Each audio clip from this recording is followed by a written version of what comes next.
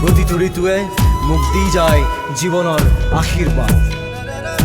মোৰ দেশৰ বাবে মই জীয়াই আছোঁ, এই দেশৰ বাবে মই জীয়াই থাকিবলৈ মৰণ পণ কৰিছোঁ। ৰণুৱা বনোৱা হালোৱা এই সকলোৰে মাজত ঐক্য হৈ, বিৰোধৰ মাজত সংহতিৰ সম্ভাৱনা হৈ মই আছোঁ। জীৱনে মৰণে শয়নে সপোনে এই দেশৰ আহ্বান মই শুনিছোঁ।